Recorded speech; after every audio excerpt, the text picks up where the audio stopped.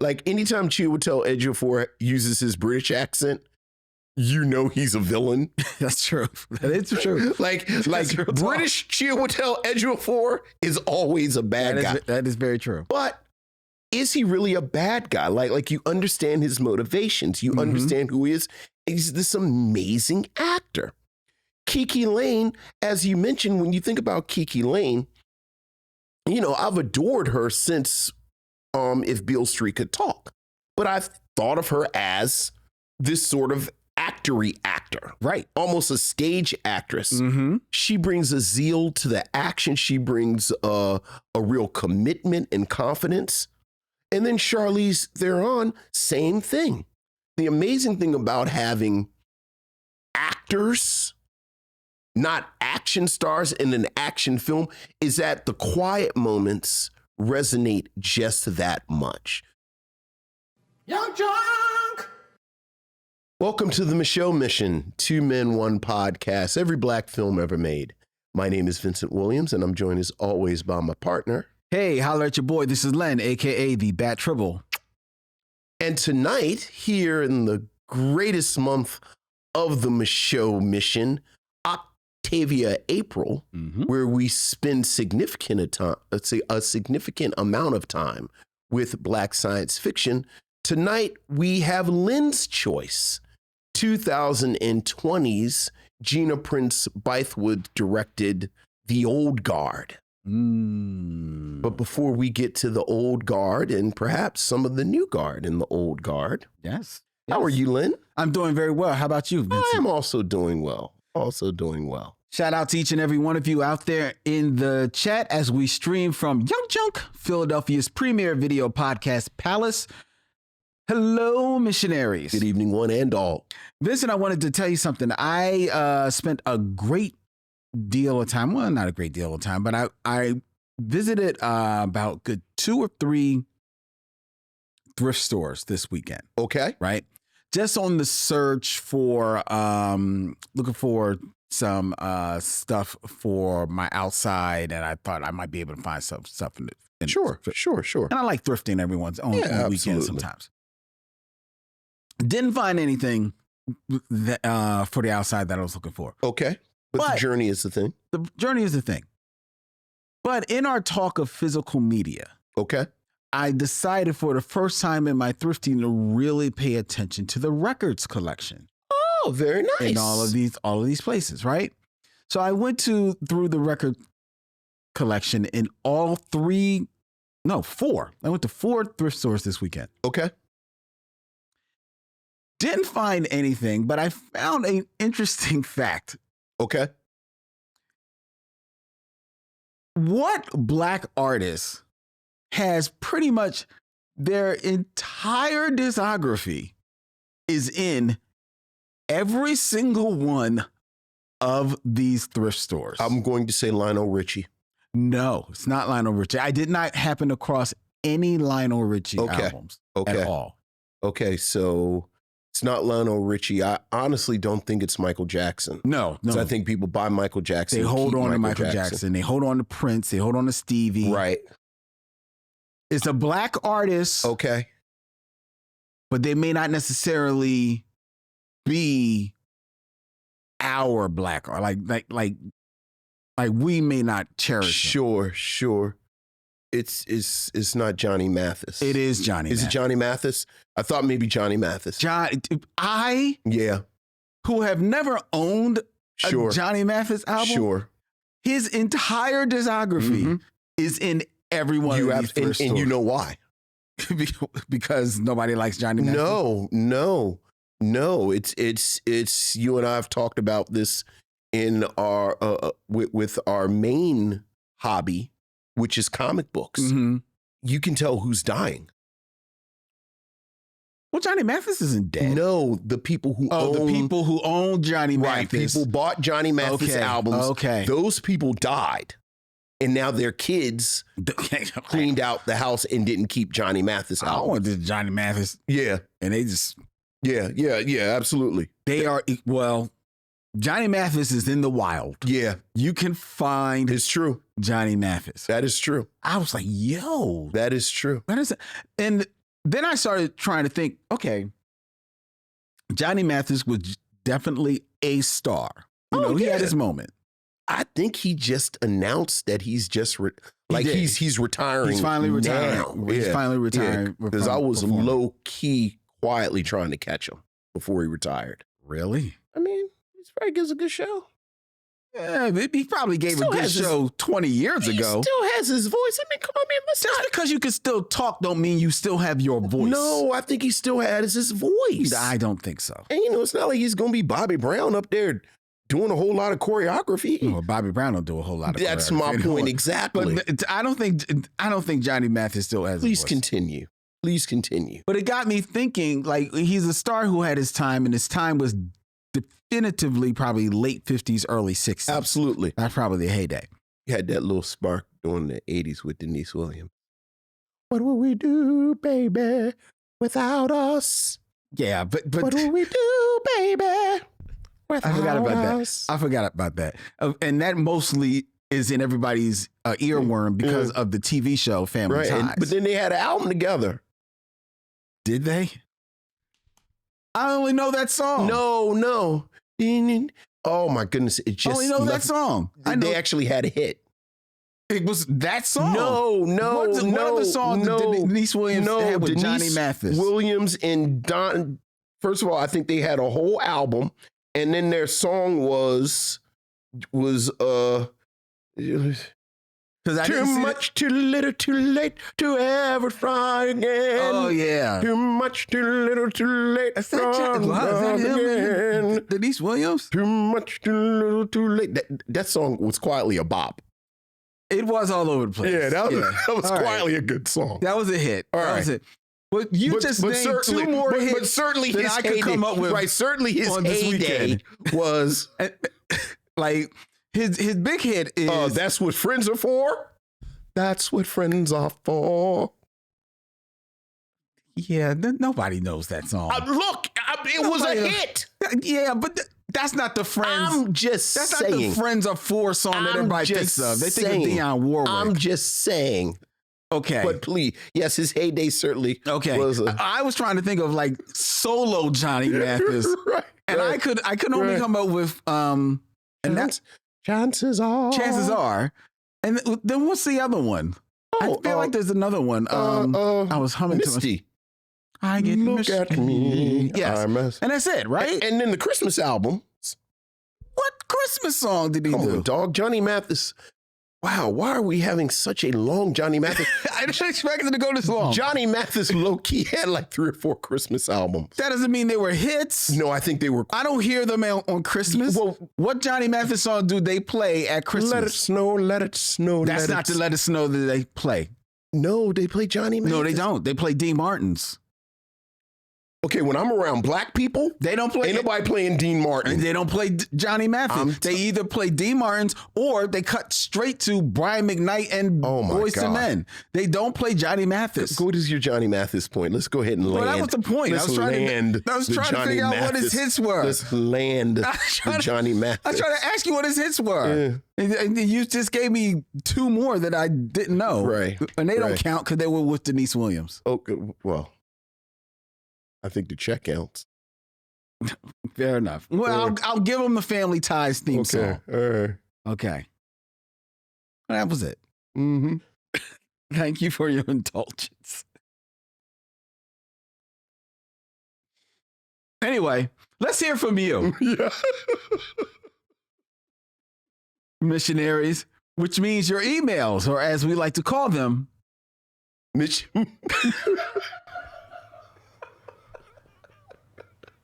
I'm sitting over here thinking about Misty. Missives from the missionaries. So what else is going Missives from the missionaries. Ooh, missives from the missionaries. Ooh. This could be a fun one. Ooh, missives from the missionaries.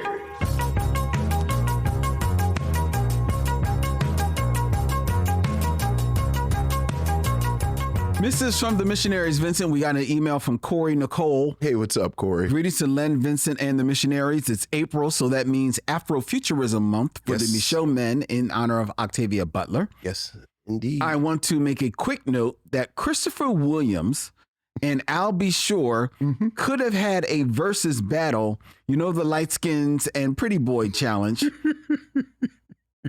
Is an old review, but I just listened to your New Jack City episode.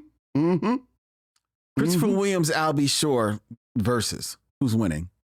That's tough because Albie Shore has more hits than Christopher Williams, but Christopher Williams can actually sing. Yeah. That is tough. Yeah. I think you probably land on Albie Shore. Yeah. Yeah, me too. You know, originally the producer Spider-Man offered poison to Albie Shore, and Albie Shore turned it down. I did hear that. And then BBD took it. And ran away with it. Corey continues, I devised a movie for you two, you and I, to be in. Okay. This is for fun purposes only. Let's say the movie takes place in the year 3040. Okay. And you guys are on a planet named Cestus. Your names are VJ102 and LJ103, and you guys have weapons. It's in the form of lightsabers. Okay, all right. The mission is to save your planet from an evil king who steals pretzel bites, since that's what keeps planet Cestus running. Okay, all right. Your people, black people, are dying. I like how she put the note in there, black people. She puts it right there. After beating all the conquests and missions like lava lakes, a rainforest, and sharks, you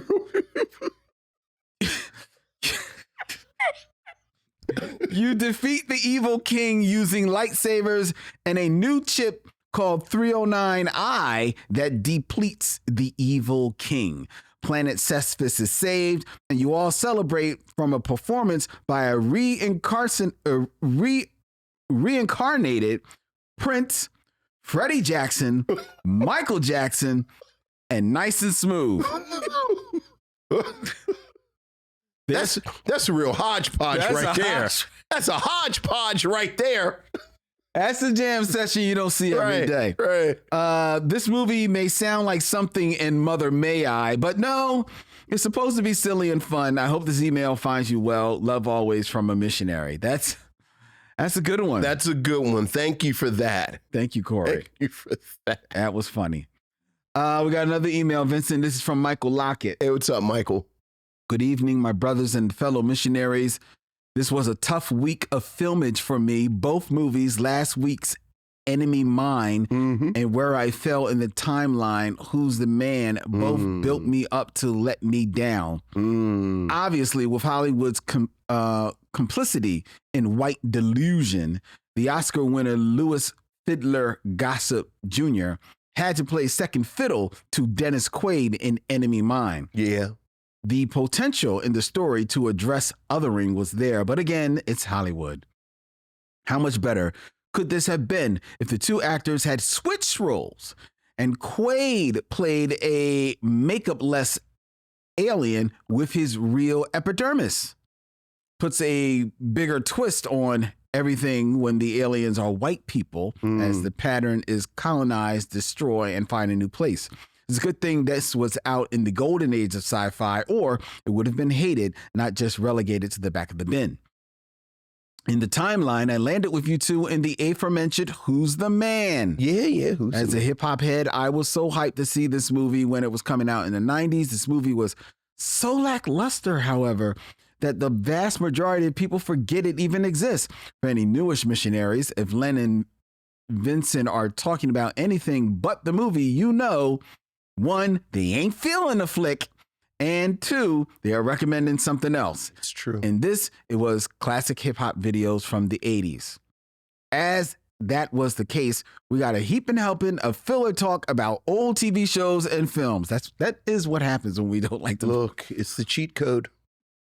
I loved it. I watched a lot of old TV with my mom. She turned me on to the Dick Van Dyke Show, My Three Sons, Leave It to Beaver, and the Andy Griffith Show. My mom also loved the shoot 'em ups, Westerns. I was not down with Bonanza, Gunsmoke, or Daniel Boone. However, they were how I found my all-time TV Western favorite, Maverick. No. Wild Wild West. This show was where it first struck me that you could build a show around the guest actors, which led me to The Twilight Zone. Sure. If you two are familiar with Wild Wild West, who would you say was the actor who did memorable work on both Wild Wild West and The Twilight Zone? Not to sway the jury, but I usually end up on Burgess Meredith. So there are plenty who got a check and checks from each. All the best, Michael Lockett. I was going to land on Burgess Meredith. Yeah, I was going to land on Burgess Meredith. But quite honestly, I don't have a lot of Wild Wild West knowledge.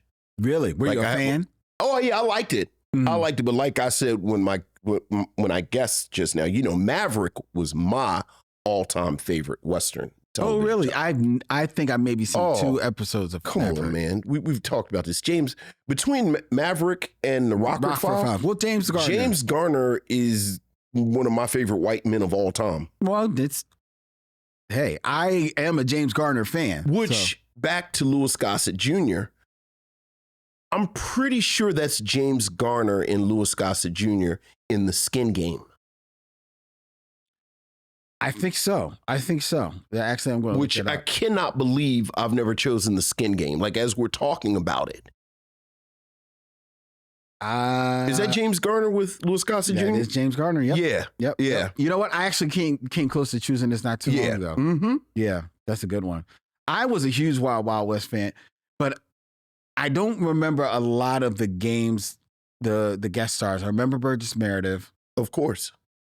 I think Michael Sarrazin was in there. And I don't remember, and also trying to put them against The Twilight Zone, which was earlier than Wild Wild West. So I don't know.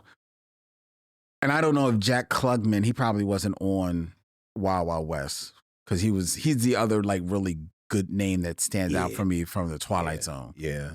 So that's a good question though. But thank you for the email, Michael. Vic, Tayback. No, is that Mel? Yeah. From, is he only on that one episode of The Twilight Zone? Because I like when he showed up on stuff. He was only on that one Just episode. Just that of one Twilight episode Zone. with talking Tina. That's the only one he's on. Yeah, and now that I think about it, I don't think that's is that Vic? No, that's not. That's Telly Savalas. It's not Telly Savalas. I don't think it's Vic Tayback though. I don't think it's Vic Tayback. I didn't know Telly Savalas was on The Twilight Zone. I think that's Telly Savalas. It's the Talking Tina. Yeah, right. Talking Tina. You better be nice to me. Oh my goodness, that scared me so much when I was a kid. Yeah, I'm looking that episode up right now. Yeah, it's Telly Savalas. Is that Telly Savalas? Yeah. Yeah. Wow. I'm not going to say you blew my mind, but you made me. All right. Yeah, I can see why. I can see why you think it's Vince Tayback because it's Telly Savalas with hair. Even it's Telly Savalas with hair. He's bald on top. Again, I was so focused on that doll talking. Well, that doll was creepy as hell. Yeah. All right. Doll looked like a lot like Dylan. We have. And you better be nice to him. Talking Tina turned her head and looked at him. She said, "My name is Talking Tina, and I don't like you. And you better be nice to me." Mm-hmm. I said, "Lord, have mercy." Mm-hmm. Yeah. All right, go ahead. All right, we got another email, and this is from Azor. Hey, Azor. Or also known as Blue Girl. Hey, Blue Girl. 718. Yeah. Hi, Len and Vincent. I just finished listening to the review for Enemy Mine. Mm-hmm. I remember watching this film quite a bit as a kid with my friends, though I admit we watched it more as a comedy than a sci-fi. I can still quote parts of it, which I did when rewatching it recently, much to my boyfriend's chagrin. Your review was great, but I can't believe you didn't give a shout out to Bumper Robinson as the child age version of Kermie, aka Zamus. Yeah. It was years before I realized that it was him in the role. He's definitely one of my favorite black child actors from back in the day. It's nice to see him still around and working today, whether he pops up in a TV role or voice acting, which is probably what he's more popularly known for. Right. Quintessential working black actor. Great job as always, Azor. Thank you, Azor, and thank you for adding Bumper Robinson to the conversation. Most definitely. And for those who don't know, he's more popularly known as the voice of Bumblebee on in Transformers animated, Falcon and Avengers Assemble. He's done work for DC, he's in Futurama. I mean, yeah, but he's actually done live acting too. He's done live acting. Yeah. He was, but not a whole lot as far as like, was he films. on a television show? He was in let's see, because I was looking at his filmography now. Like, I feel like we saw him every week on something, on like the CW or maybe even Fox. Let's go down and check him out. See where he was a regular.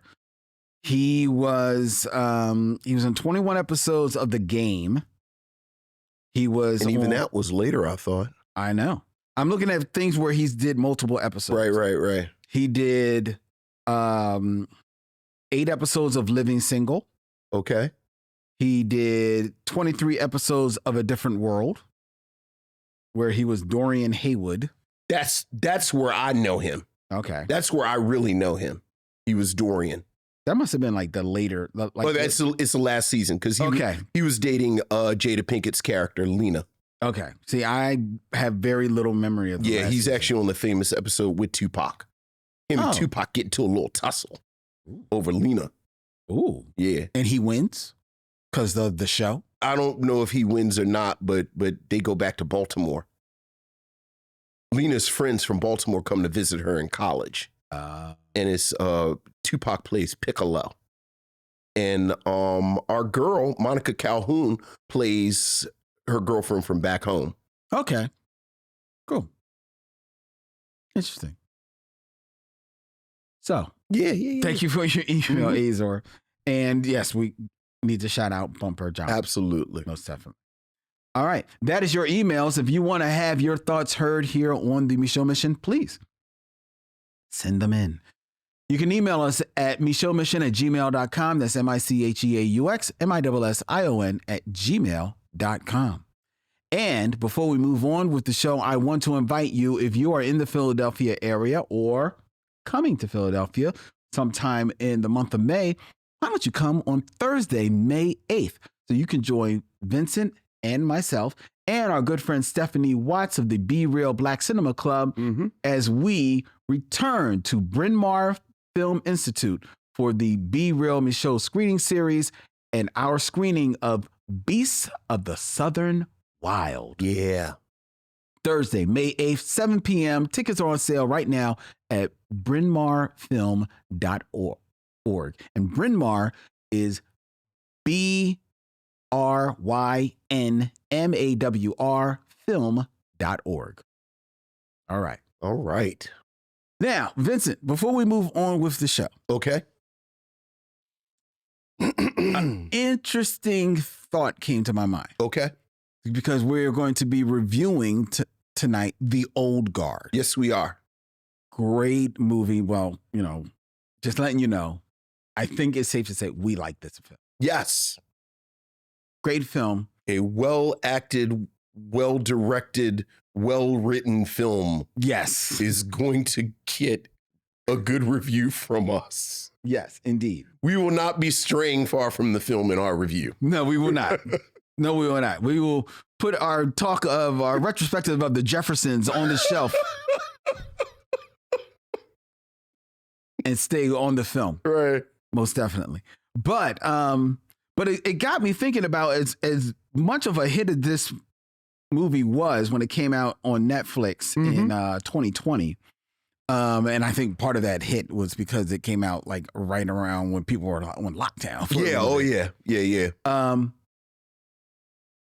I would hasten to bet that most people do not realize that this film is adapted from a comic book. Yes. The screenwriter actually wrote the comic book, Greg Rucka. Right, Greg Rucka, one of the great. I was about to say the great Greg Rucka. Yes, huge fan of Greg Rucka as a comic book writer and now as a movie writer.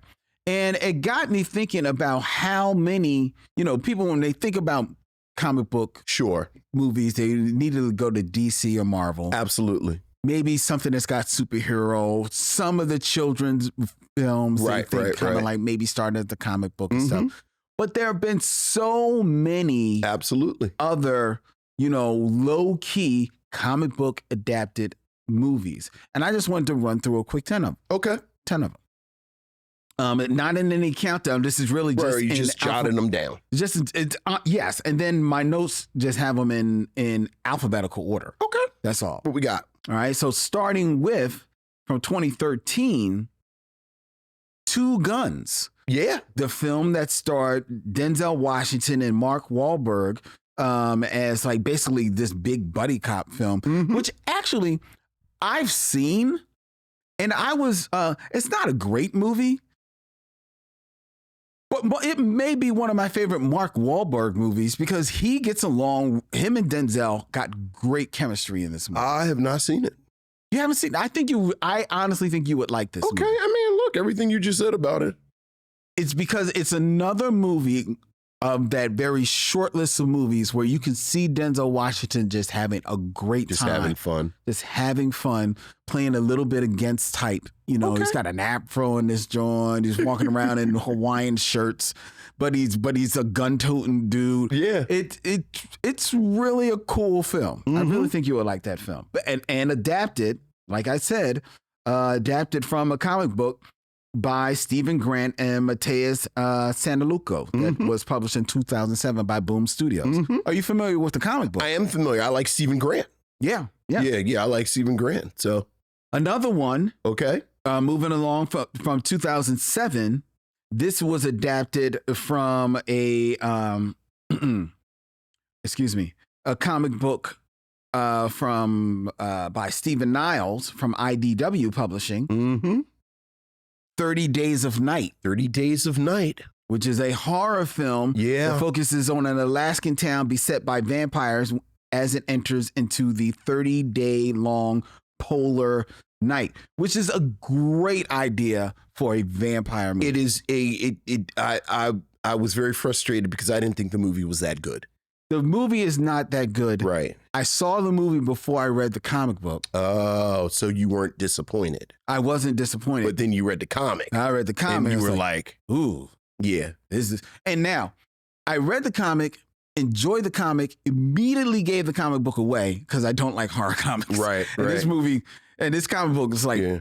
Oh, it's straight horror. Yeah, it got to me a little bit. And they milked it way too long. It was like 9 spin-offs and sequel of the comic book. Oh, yeah. But that first 30 Days of Night is absolutely fantastic. It is. Yeah. It is. And the movie, you're right. It's not a great movie, but I think it's a dumb Saturday movie. Yeah. Saturday, like, throw some popcorn on. Look, man, my vampire movie thing. Like, you got to come hard with a vampire movie because there's so many great vampire movies. We got another one coming out next month. Oh, no, later this month. Sinners. Yeah. With Jordan, Michael P. Jordan. Yeah. All right. We also have from 2004, and this is a movie that I'm pretty sure people don't know was adapted from a comic book, inspired by a comic, maybe more precise. AVP, or better known as Alien versus Predator. Yeah. Which is based on a 1989 comic book by Randy Stradley and Chris Warner. A lot of people probably figured this just came up because of mashing up the two movie properties. But no, it first happened in the comic books. We're going to be talking about that a lot in a few weeks when we do Predator 2. We will. Because all of that comes from Predator 2. Yep. But yeah. Next, we have from 2020. Mm-hmm. This is the film, to hear Netflix tell it, the number one or one of their top grossing or biggest hits ever, Extraction from 2020, that stars Chris Hemsworth. This was also adapted from a graphic novel called Sayadad by Andy Parks. The graphic novel came out in 2014 and was quickly adapted by the Russo brothers because they said this will make a great movie, and thus it became a great movie. Netflix says that over 99 million viewers watched this film within the first 4 weeks. I'm actually not familiar with this. You're not familiar? Yeah, I don't know. Is it good? It's not bad. It's not bad. You talking about the movie or the graphic novel? I've never read the graphic novel. Right. I didn't know. Right, because I've done neither one. The movie it's kind of fun. Okay. It's almost got like a bit of a video game vibe to it, even though it's happening in quote unquote real world. As he's like this, like he's not like an agent, but he's like a soldier of fortune, I guess, type of guy. But it's fun. It's one of Chris Hemsworth's best properties, I'll say. Here from 2001. This is definitely another horror film that I know you're will appreciate, based on the graphic novel of the same name by Alan Moore and Eddie Campbell about the Jack the Ripper murders. Yep. We have Johnny Depp and Heather Graham in the Hughes brothers From Hell. Yeah. A lot of people didn't know that was based on the comic book. Yeah. Were you a fan of the film? I think the film did as well as you could have. Like, I actually think it's you can't really adapt it. The book, like the book is like it's a brick of a book. It's a brick, man. It's a brick of a book. And I didn't think it was that good. You didn't like the art. No, like I already know what your deal was with From Hell. Like you don't. That's Eddie Campbell. Yeah. I'm not a big Eddie Campbell guy. Eddie Campbell is not your jam. Yeah. But I've thought about it for the show because it is the Hughes brothers. Oh yeah. See. Oh yeah. Yeah. Okay. But yeah. All right. Next, we have from 2024 a drama produced and directed by Robert Zemeckis, based on a 2014 graphic novel by Richard McGuire called Here. I'm not familiar with this. I am familiar with this only because I heard an interview with Robert Zemeckis when he was on the road promoting this film. The film is told in a non-linear fashion. It covers the events of a single plot of land and its inhabitants, spanning from the distant past into the 21st century. Oh yeah, I saw the trailer for this. I didn't know that was a graphic novel. Starred Tom Hanks, Robin Wright, Paul Bettany, and Kelly Riley. Oh, okay, good cast. A good cast. Yeah, good it cast. was a bit of a flop. And it had negative reviews, but based on a graphic novel. Okay. We also have from 2005, we have David Cronenberg adapting the 1997 graphic novel by John Wagner and Vince Locke that starred Viggo Mortensen, Maria Bello, Ed Harris, and William Hurt. Something of violence. A history of violence. Yeah. Oh my God. Yeah, history of violence. Oh That's yeah. It's a good graphic movie. novel too. A diner owner becomes a local hero after he foils an attempted robbery, but has to face his past enemies to protect his family. Yeah. Oh, that's such a good. Yeah, it's good stuff. That is fun, man. That is fun. That's a sexy film too. Next, we have another recent film from 2023 that stars Michael Fassbender as an assassin who embarks on an international vendetta after a hit goes wrong in David Fincher's The Killer. Yeah. Based on the French I'm about to say that's graphic French. novel, The Killer, written by Alexis Nolan and illustrated by Luc Jacquemont. Yeah. It's a great graphic novel. You have this graphic novel. Oh yeah. I was not aware of this. But you like Black Sad. I love Black Sad. If you like Black Sad, you'll love this. Like you should Really? get this. Is the killer a cat in the The killer is not a cat. Is it a dog? No, but Is it a giraffe? but it's cool. It's got that French cool to it. Okay. Like, it's real cool. Then what about the art? It's not that sort of. It's not Black Sad It's art. not that neo-realism of Black Sad, but you'd like the art. Okay. Yeah. All right. I'm going to look it up. Next, we have probably easily one of my 3 favorite comic book adaptations of all. Okay. Of all of them. Howard the Duck. No. Okay. 2002's Sam Mendes' Road to Perdition. Yeah. Starring Tom Hanks, Paul Newman, Jude Law, Jennifer Jason Leigh, Stanley Tucci, and Daniel Craig. Set in 1931 during the Great Depression, follows a mob enforcer and his son as they seek vengeance against the mobster who murdered the rest of their family. Yeah.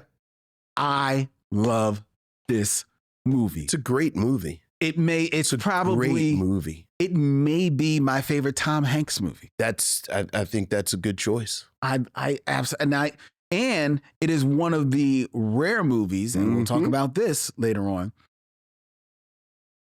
that I think is better than the source material. I absolutely think it's better than the source material. Absolutely. I think the graphic novel is very underwhelming, much like you with 30 Days of Night. I read the graphic novel after seeing the movie, thinking that I was going to have a 30 Days of Night experience, and I did not. No, it's not. Yeah. The graphic novel written by Max Allen Collins and art by Richard Rainier. Yeah. That doesn't work. Doesn't work. And last, we have from 2009, a crime thriller, another Greg Rucka comic book, directed by Dominic Sena, and starring Kate Beckinsale. Whiteout. Yeah, the graphic novel is better than the movie. The graphic novel is 10,000 times better. Yeah. Than the movie. Whiteout is what put Greg Rucka on my radar. Yeah. Yeah. I don't think that was what it is, but I got it. I think there's a sequel to it. I think I have that too.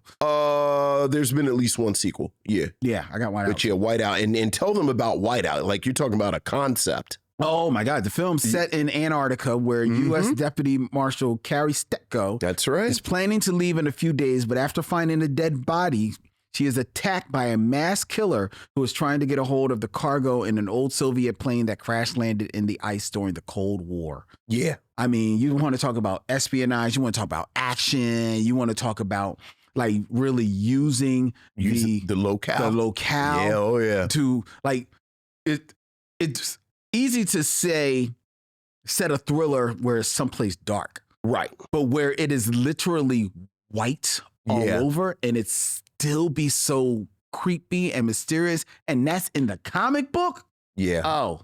Yeah, Whiteout is fantastic. Absolutely fantastic. Yeah. Love Whiteout. Yeah. A shame the movie is not good. I've seen the movie. It's okay. It's just okay. Yeah. It's just okay. Yeah. All right. Well, there you go. All right. I bet you probably half of them you didn't even know were comic books. Yes. So now you finished. Now you know. Now you know. And knowing is half the battle. The other half is red and blue lasers. All right. Now it's time for the Game of Kings. Yes. Or as we call it, 6 Degrees of D'Urville Martin.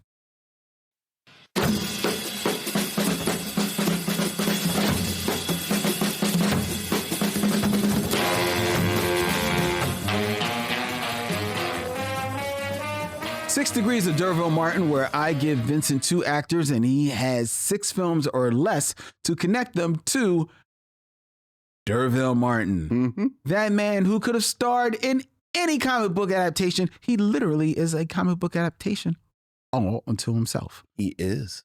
Vincent. Yes. Keeping this in theme. Okay. We are going to be reviewing The Old Guard tonight. We are. Which stars that probably most famous South African actors, Charlize Theron. I think that's fair. I can't think of a South African more. Yeah. Neither could I. Yet I have come up with 2 other ones. Oh, Lord. To see whether or not you can connect them to D'Urville Martin. One of them, I think you can do it You'll probably have to see his face. What's our movie? What's our movie with Whoopi Goldberg? Oh, the one that we. What is it? I just forget the name of it. It's the one where it's all the. Oh, what is the movie?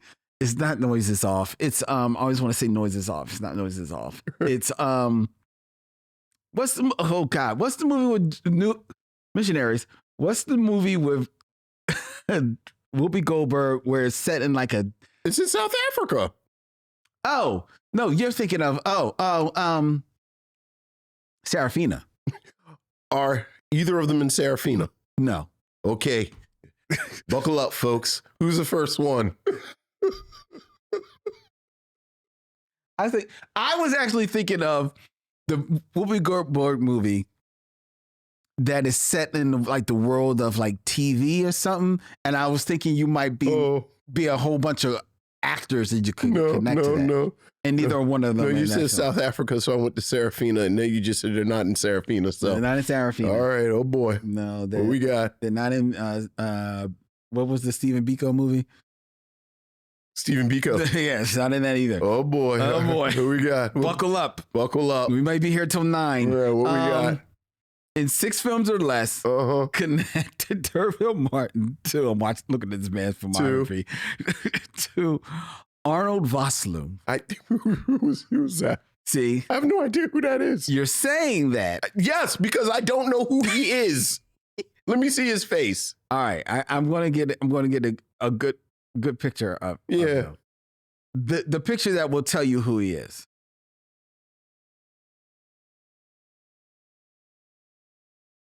Oh, that guy. Yeah. That's the mummy. See? That's the mummy guy. Okay. Yeah. All right. Yeah. See, all right. He's the layup. All right. He's the layup. All right. The mummy guy. So, let's see. Oh, okay. Here you go. Derville Martin is, of course, in 5 on the black hand side with Dick Anthony Williams. Dick Anthony Williams is in Mo Better Blues with Denzel Washington. Again, Denzel Washington is in He Got Game with Rosario Dawson. Rosario Dawson, speaking of stuff, and I forget what's his name, but he's on the Righteous Gemstones this year because Rosario Dawson is in The Rundown with The Rock. And then not The Rock isn't on The Righteous.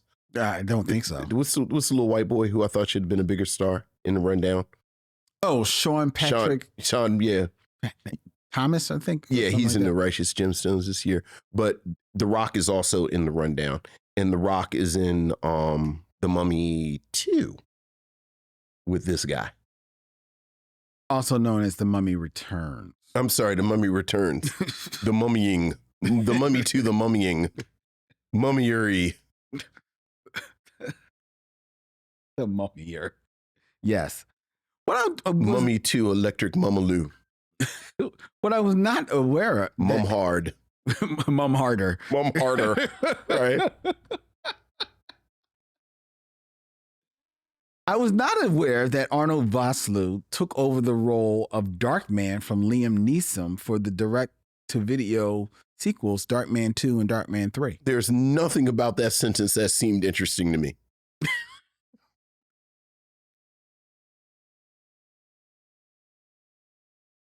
It was interesting to me. Right. Maybe, obviously, it was just me. Right. So he's in The Mummy Returns. He is in The Mummy Returns. I did not know he was South African until this.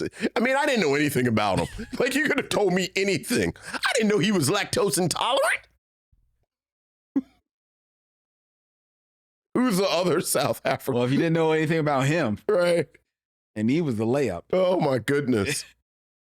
Yeah, boy. Vincent, in 6 films or less, connect Derville Martin to that other South African superstar. Sure. Sharto Copley. Yeah. Let's skip right to let me see his face. Really? He has a filmography. Pretty sure that's my plumber. He has a filmography. He's been. Yeah, what's he in that I know? What's he in that I know? Come on. All right. Let's get to the old guard. And what was he in that you've possibly seen? He was in Maleficent. I didn't see Maleficent. Okay. He was also in the movie that made him a star was District 9. Yeah, there's nobody in District 9 now except other South African actors who are less well known than this guy. Oh, well, he was the most. He's also in Elysium. It's like a million people in Elysium. I can't think of any of them. Okay. All right. He is also in What? What's he in?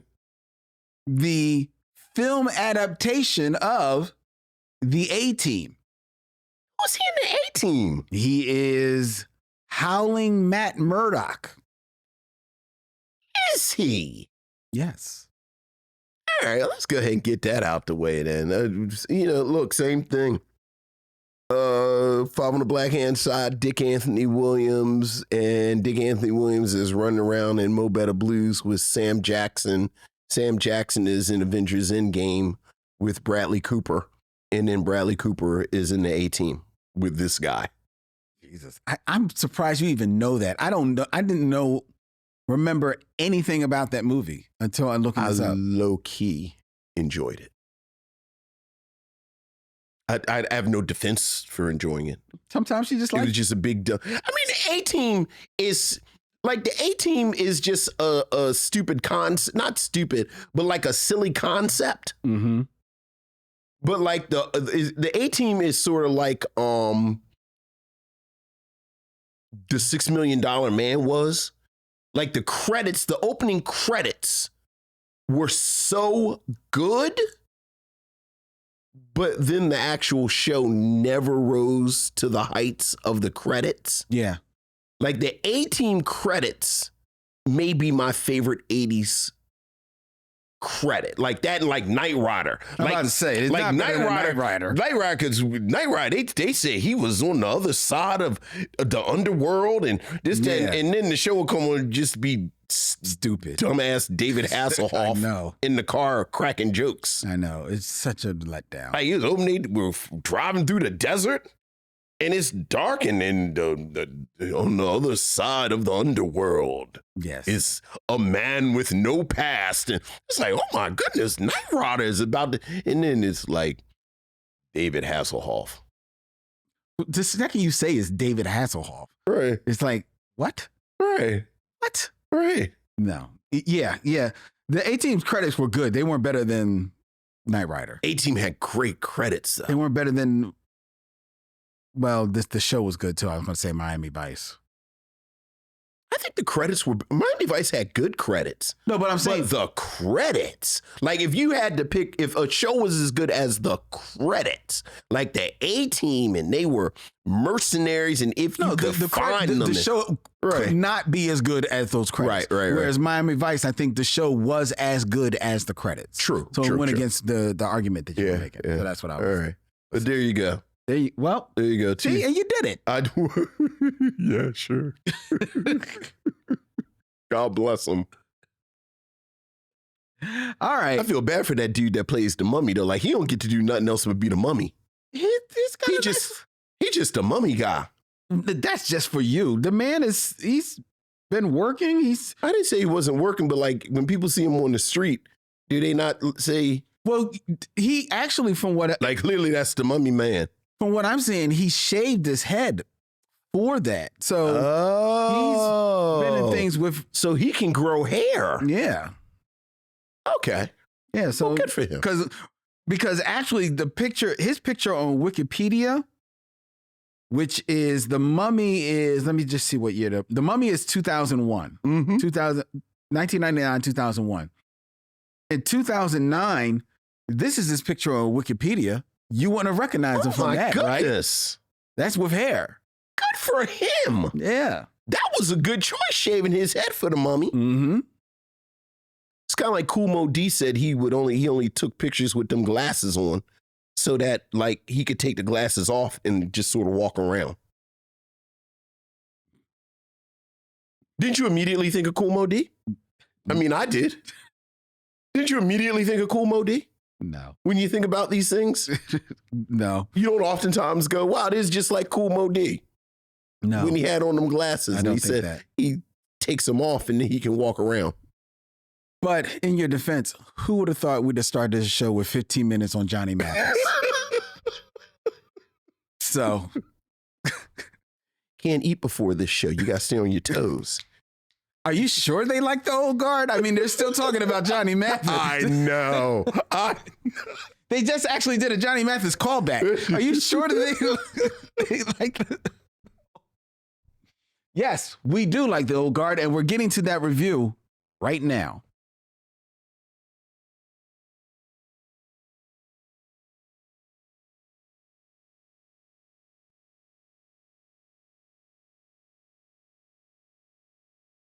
I never. Do you cue me for this? Dylan, No, or he doesn't. Okay, all right. He doesn't. You just sit there in your pause. We are ready. The Old Guard, a 2020 American film directed by Gina Prince-Bythewood, written by Greg Rucker, and based on his comic book of the same name, is a film about a group of mercenaries, all centuries-old immortals with the ability to heal themselves, and they discover someone is onto their secret, and they must fight to protect their freedom. Starring Charlize Theron, Kiki Layne, Chiwetel Ejiofor, and once again, directed by Gina Prince-Bythewood. This was the choice of Lynn Webb as we continue through Octavia April. Mm-hmm. Lynn! Yes. Let's talk about the Old Guard. Let's talk about the old guard. Yes, sir. I'm not going to mess around. This is absolutely a great film. Mm-hmm. And the reason why this is a great film is because it's a movie that you jump right in. You just jump in the beginning. There's dead bodies on the floor. There's bullets dropping, and you're like, "What's happening?" Then you flash back a little bit, and you work your way back up to that point with the voiceover of Charlize Theron, just welcoming you into this world, of these seemingly like mercenaries. They're on this mission to rescue these kidnapped little Sudanese girls Mm-hmm. who look like, oh my God, yes, please, white people, go rescue the little black children. Mm-hmm. Like I am all for it. And they walk into an ambush. They are blitzkrieg. They are murked hard. And that's when the movie starts. Yep. That's when the fun begins. And that is within the first 10, 15 minutes of this film. It introduces you into this mercenary crew of immortals. The movie does not hold your hand. You catch up as you see what is going on. Chiwetel Ejiofor, who is a trusted face in pretty much every movie that he has been in, and he borrows on that trust that you, the audience, have grown to expect from him. He's a devious mother in this movie. Charlize Theron is queen badass in this movie, as you would expect. But the reason why this movie was chosen, not only because it is based on a comic book, not only because it talks about these immortals that are still walking the earth and have been walking the earth for centuries, but the reason why this is on our review in the world of Afrofuturism is because at this moment in the film, a new immortal is born in the guise of Kiki Layne as Freeman, Marine Officer Freeman. Niall Freeman. A pretty black name. Very, very, very pretty. And Kiki Layne, if you're not familiar with her at this moment, she had been in If Beale Street Could Talk, Yup. and Native Son. Those were her two big coming out projects before jumping into The Old Guard. And The Old Guard it's a comic book action movie. This is balls to the wall, axe 'em, shoot 'em up, fighting. You've got to get in. And if you only know Kiki Layne from If Beale Street and Native Son, you'll be like, she's going to be in The Old Guard? Look. I don't know about this. Let me tell you something. Mm-hmm. Kiki Layne is not to be effed with.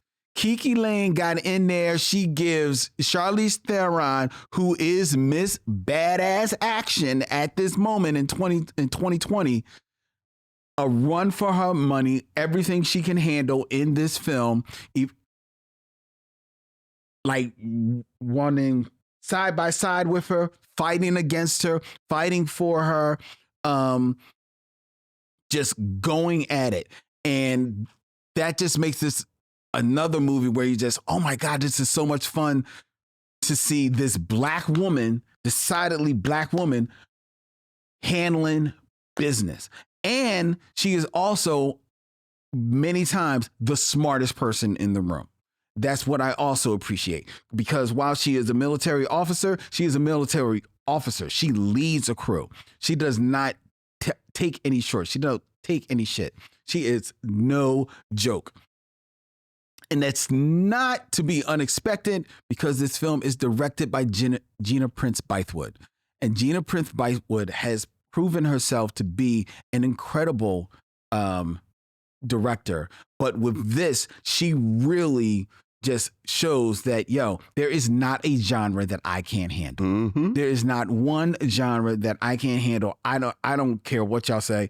I can handle some action. I gotta move the camera. I gotta show a car chase. I've got to show hand-to-hand combat. I got to show shoot 'em up. I'm with you. I've got all your staging. And it's so well shot that you don't miss anything. It's well choreographed, and you see all the choreography. It doesn't feel like it's a whole bunch of like just quick jumping camera all over the place and a whole lot of quick cuts. No, you're feeling it. You're feeling the punches. It's very visceral.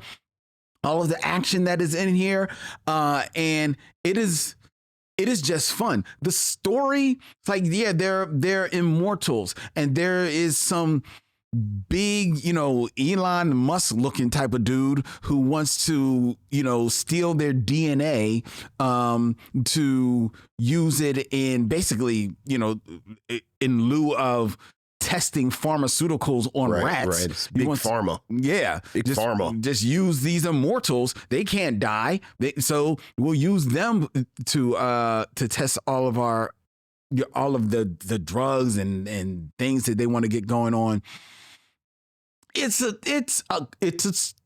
story straight out of a comic book, right?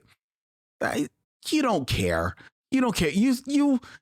You see where it's going. The fun is just to go there. You already get a sense from the beginning, like, this group of immortals, they've been around for so long, as you see in archival footage that the movie shows you of them back in the Civil War and even before that, so you already get the sense of how long lived they are.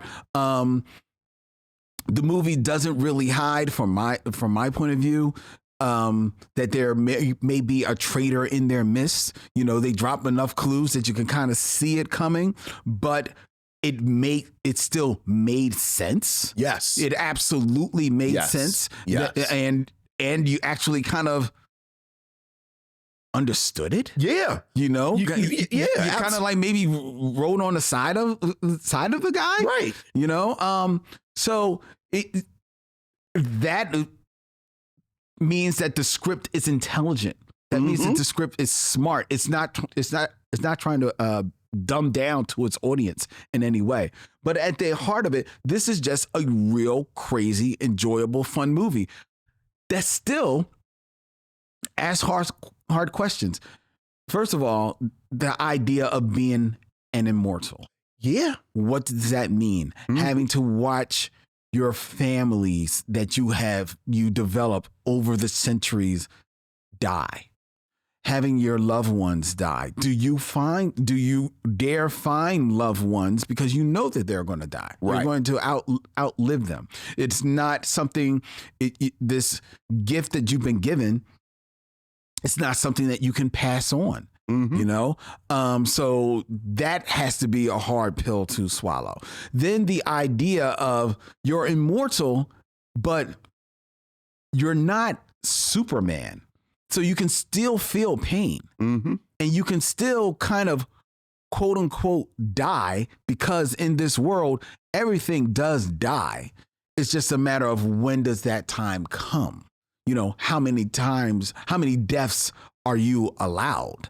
And there is also this scene, which I have to admit has haunted me since the first time I saw this movie.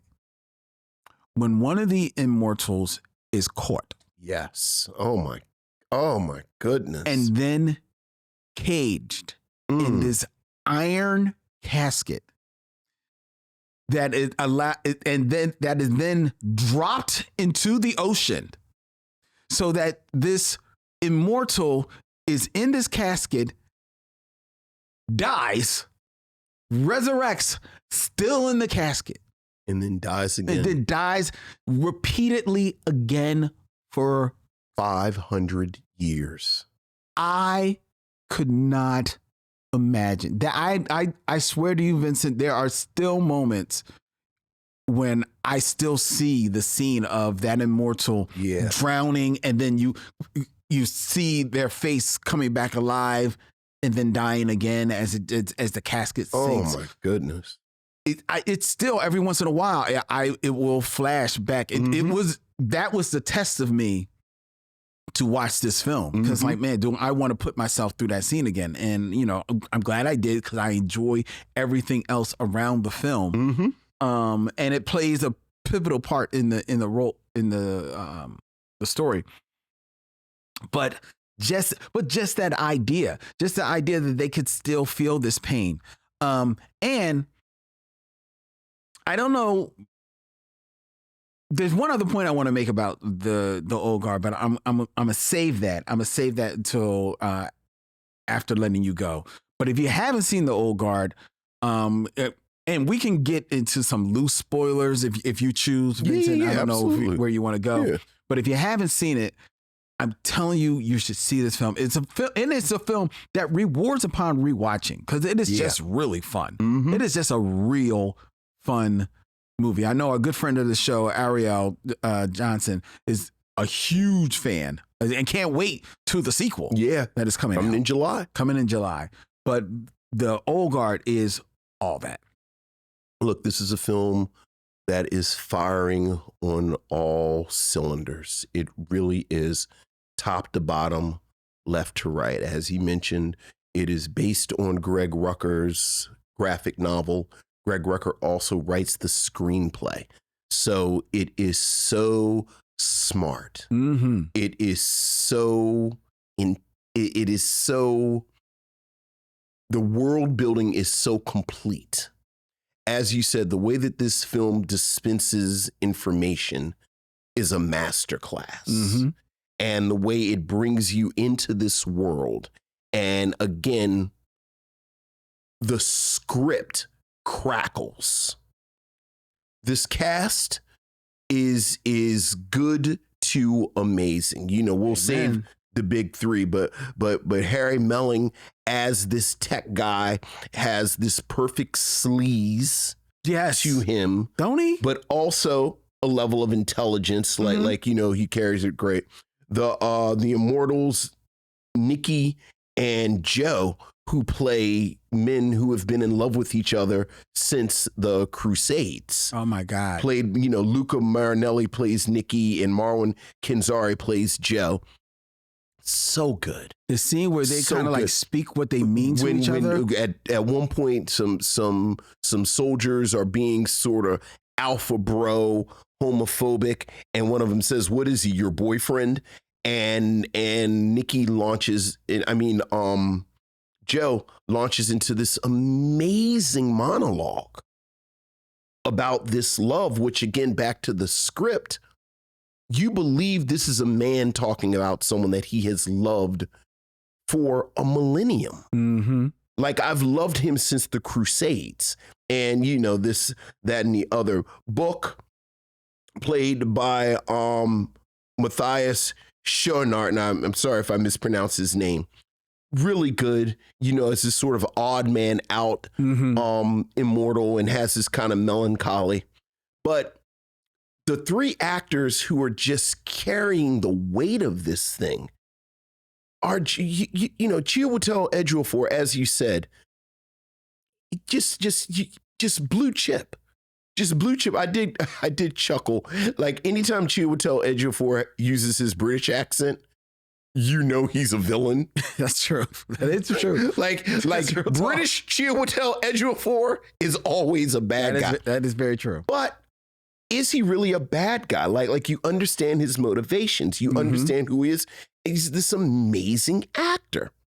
Kiki Layne, as you mentioned, when you think about Kiki Layne, I've adored her since If Beale Street Could Talk. But I've thought of her as this sort of actory actor. Right. Almost a stage actress. Mm-hmm. She brings a zeal to the action. She brings a real commitment and confidence. And then Charlize Theron, same thing. Great action star, but the amazing thing about having actors, not action stars, in an action film is that the quiet moments resonate just that much. Yes. Like, you have these amazing quiet moments between Charlize Theron's Andy, who is older than she can remember. Mm-hmm. And Theron has the weight, like you feel the weight. And Kiki Layne's Niall, who's been thrown into this thing, but is a good person, and all that. And then at the helm of it is Gina Prince-Bythewood. Yep. And much like you, and I think much like many of us, when we heard that she was directing The Old Guard, it was like, oh, well, all right, how's that going to work out? Right. The Love and Basketball. But that's the thing. When you think about Love and Basketball, when you think about The Woman King, this is a director who directs movement. Mm-hmm. She knows how to direct a kinetic scene. And as you said, I love fight scenes that are also part of the narrative. Like, this also is character building.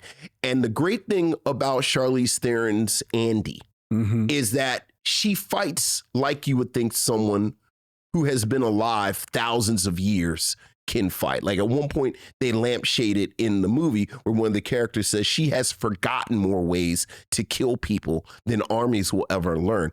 And you see in the way the fight scenes are choreographed that she fights like this. As you said, Niall is not some sort of fawn in the forest. She's a United States Marine. So she is also good at fighting. And then the scenes where the unit fights together, they fight like a group unit of people who have been fighting together for hundreds of years. Yes. But all of this is storytelling. Like, all of this is something that a director has to capture. Yep.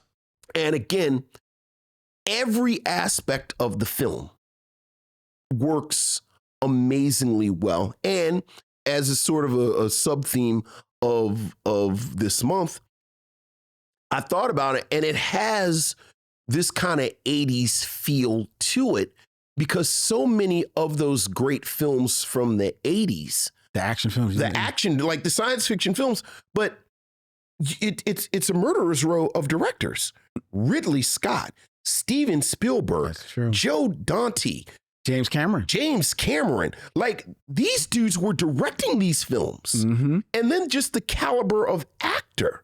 Sigourney Weaver, Harrison Ford,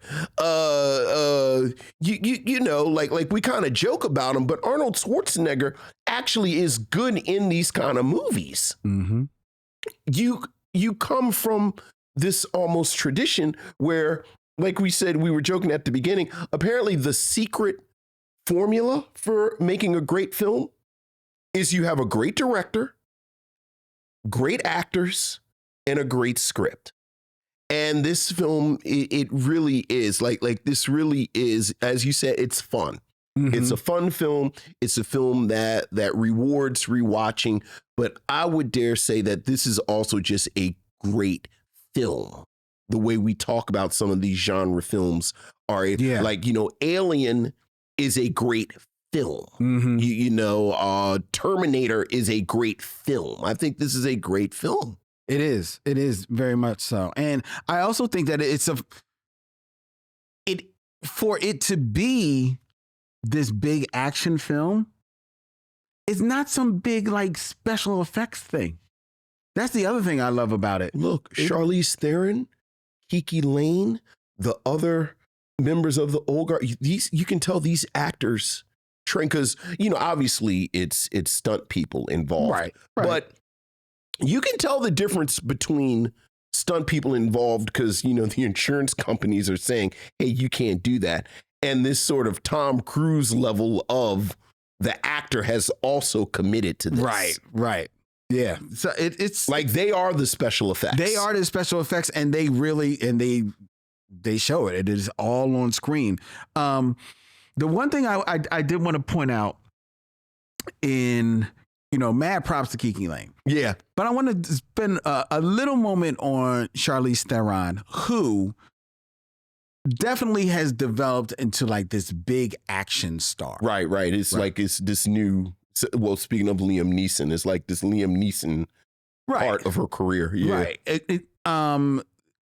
And deservedly so. But you pointed it out. She is a better actress than I think people give her credit to be. Absolutely. I think she is actually, more often than not, I enjoy just her straight acting. Mm-hmm. Right. And I don't know if I sensed it the first time I saw this film, but definitely the second time I saw this film. Today, I started thinking about women who are now like action stars or have been considered like the action stars of the last 30 years, right? Which you definitely think Charlize Theron. Mm-hmm. For whatever reason, people think Angelina Jolie, you know? And there's been a few, you know, like one or two, Kate Beckinsale, sure, Mila Jovovich, you know, who have definitely been in their lanes and had their franchises, did their things. But I looked at Charlize Theron. Zoe Saldana.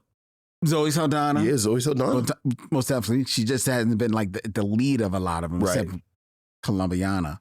But I was thinking, but even Zoe, to that point, I think Charlize is the one who, above all of them, carries it as far as the physicality. Yeah. Because she's not a small woman. So when she is beating up men, it looks very believable.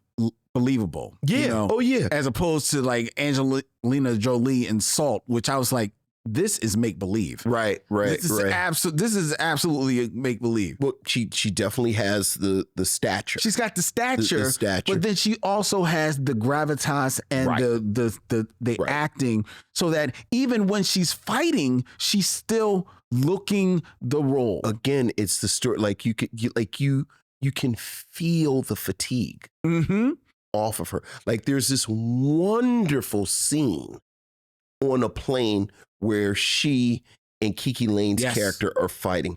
And it is such a wonderful character building moment because you can see, once again, this character, Nile, who is new to this, but she is a trained soldier and she's very good at what she's doing. but she's fighting someone who's been alive for 3,000 or 4,000 years. Yep.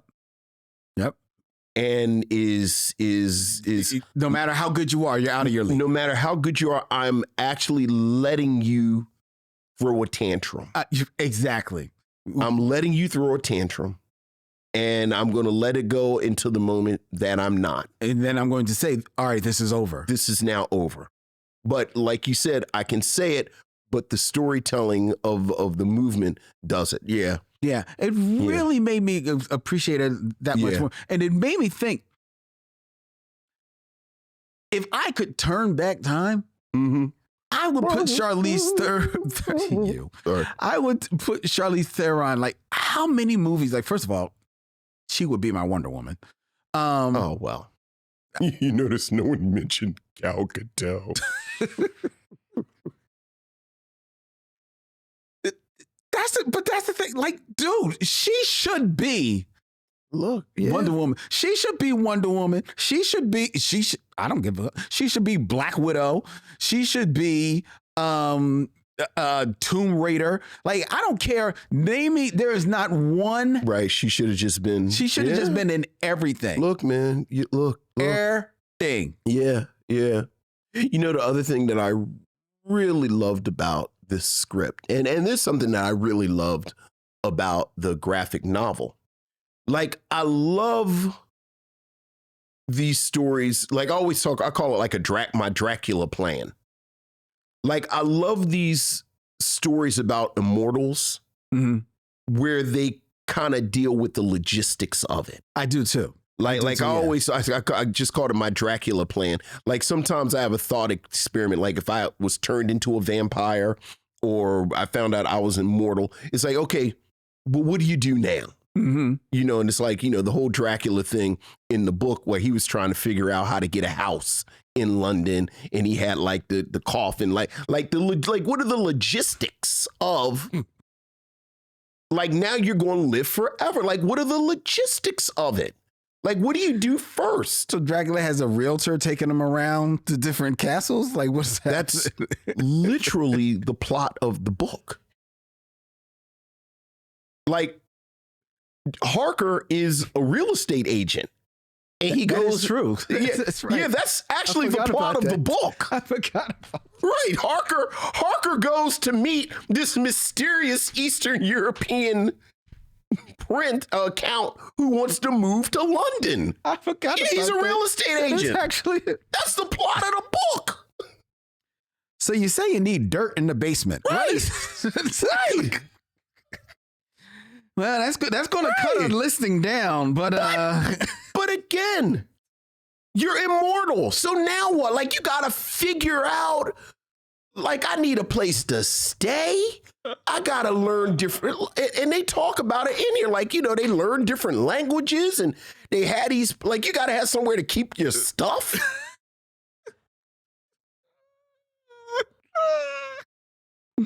You know, there's a giant down the street. It might be. Look, there's a wonderful moment. And again, it's these little details that I love so much, where these people have been alive for hundreds and hundreds and hundreds of years. And for hundreds and hundreds and hundreds of years, you just kind of keep, you kind of keep your head low and do your thing. But the thing about the modern age is that everyone is carrying around a camera in their pocket. I know. Everyone is taking pictures. I love that scene. So there's that moment where Andy is just caught in the background of a picture. And she, very fluidly and smoothly gets the phone and erases it in a way that she's been dealing with this since the advent of the smartphone. Right. But again, that's part of her Dracula plan. I love the detail of Chiwetel Ejiofor's character, who's kind of like piecing this history of the Immortals together on like this big whiteboard. And in a scene that they do 10 zillion times better than Justice League, they show like how they've been in throughout history and like the how they've been helping people. Right. You know, how they've been touching and making history. And that's what made me watching that was like, why wasn't she Wonder Woman? Because it was just, because it's the plot of Wonder Woman. It's the plot of Wonder Woman. It's the plot of Wonder Woman right there. It's like, oh my God, man. Oh, it's such an amazing movie. But with all of that, I do have to ask you the question. I have my answer. Okay. Is this a black film? Absolutely right. Absolutely. Gina Prince-Bythewood directed it. Is that enough for you? That's not always enough. No. That would be enough for me, full stop. Okay. This is especially relevant because we talked about this last week and we've been talking about it the past couple of weeks. I love the fact that these immortals, these sort of otherworldly beings or figures, Well, Nick is I think of Arabic descent. Yes. But the rest of them are just old. They're just white people, and are like we talked about with the Will Smith character, our point of view character, our entry into this world is a black person. So we are seeing this through her eyes. So therefore, she is the subject. I think that would make it a black movie. Okay, fair. And then, I just love Chiwetel Ejiofor. I actually could have watched the whole movie of him with the corkboard, putting the stuff why not? together. And now, again, the Dracula plan makes sense. We need somebody to erase our digital footprint. And there's that so good. Like over the credits, like you said, they're showing all the shots of them throughout history. And then the credits end with a shot of Kiki Layne from some security footage. But then you see a cursor that says delete picture because now Chiwetel Ejiofor's character is part of it. That's right. Yeah, I love this. Actually, this is my second time seeing it from beginning to end. And much like you, I was so impressed with the craft. I think I just enjoyed the hell out of it the first time I watched it. But this time I really enjoyed it and admired the craft. And I was so happy for Gina Prince-Bythewood. I was so happy for everyone involved. And, much like everyone's saying, I'm looking forward to, although she's not directing the sequel. I think she's a producer on it. Yeah. And I think it's the sister directing it. Yeah. So she handed it off. Yeah. I ain't mad at it. That's what you're supposed to do. Yeah. That's what you're supposed to do when you get to a certain point. She's moving up. She's moving up. Trying to be Ava DuVernay. Yeah. I ain't mad at it at all. But I definitely think it's a black film. Yeah. Okay. Definitely. I agree. Definitely because of the POV of Kiki Layne's Niles Freeman character. Gina Prince-Bythewood. I don't know. You said it would make it a black film, Gina Prince-Bythewood directing it full stop. I don't know that a black director makes a movie a black film to me. Okay. Full stop. Look, it's the Seraph of the Swanee argument. It's just the old argument, the Seraph of the Swan. That's Zora Neale Hurston's book about all white people. How you going to say a Zora Neale Hurston book isn't a black book? Because the subject isn't about black, like it's Zora Neale Hurston. She wrote it. So obviously it's a black book because Zora Neale Hurston wrote it. Okay. So, but that's writing a book, which is a singular vision. Directing a movie is, as much as it is your movie, I don't think that makes it a black film. Now, so if I teach a Gina Prince-Bythewood class and I do Love and Basketball, The Woman King, Beyond the Lights. Yeah, right. This doesn't fit in that class? No, because you're talking about the filmography of Gina Prince-Bythewood, which means it's a black. No, it means that it's a film that she directed, but I don't think that necessarily makes it a black film. No, this is a black film. So I'm saying that.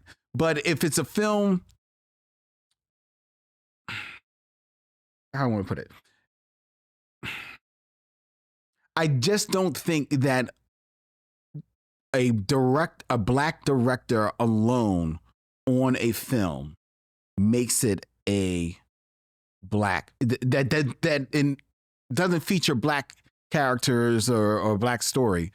I don't think a black woman at the helm, a black woman gets this opportunity, a black woman kind of expands the possibility of what a black creative can do. I don't think that makes it a black film. All right. I think that makes it a film. Mm. You know, so the same way is. So you would say 25th Hour is not a black film? Actually, that's been a bit of a reason why I haven't selected it. One, I haven't seen it, so I can't definitively say. But I'm not sure I would call that. I'm 100% going to pick it. That's fine. Yeah, and it probably will because there's a black person in it, so it's a difference. Yeah, it's no black people in 25th Hour. No, you know what I'm thinking about. What's the? I mean, Rosario Dawson is. I'm thinking about another movie. I'm thinking about a Denzel Washington movie. Yeah. Okay. Yeah, because 25th Hour is directed by Spike Lee, though. Right. Yeah. I think that's basically Spike Lee being a hired hand on that because he didn't write it. He didn't write it, but it looks. And I use that for a specific reason because Spike Lee is a much more stylized director. Okay. Like he had, so like when you like if I didn't tell you that Spike Lee directed it, you would know within 10 minutes because of his directing style. So even as a tour, that still doesn't make it a black film. Okay, it doesn't mean that he's applying his style onto it. Oh yeah, I'm picking that in the next couple of months because that's a good conversation because I think it's more of an argument for that than this. Okay. So, all right. But speaking of tradition, immortals, doing things a certain way, your Dracula plan, like you got to get passports. Like you got to figure out how to get a bunch of different passports. You got there's a lot of stuff you got to get some stuff. Like you got to have a spider hole in case you got to escape. Like I love the fact that when they ran, they had some spots set up, of course, that you didn't escape. Like as we set up our plans, would you recommend The Old Guard? I would absolutely recommend The Old Guard. If you have watched it yesterday, watch it again. Just watch it again. Great film.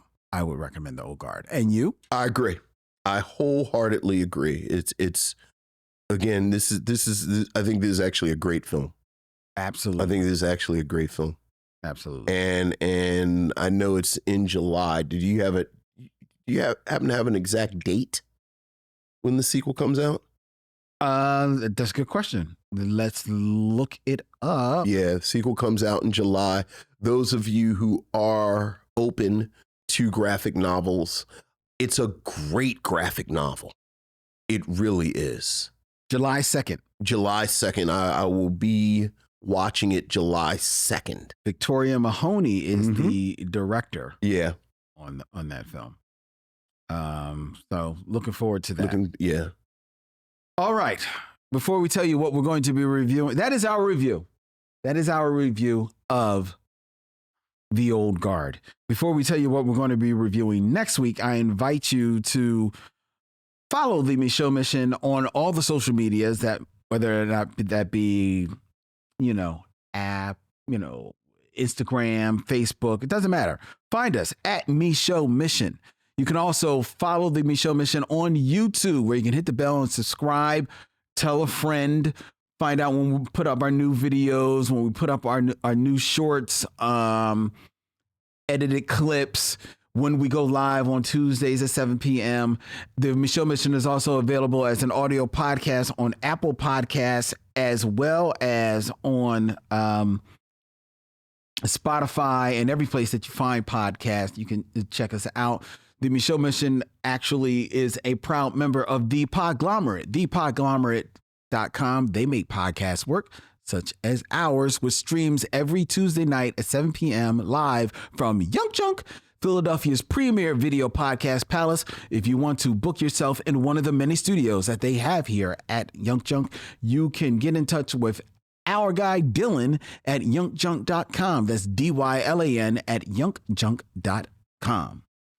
All right. Next week here on the Micheaux Mission, I am returning with another piece of Afrofuturism for you to watch and listen to us review.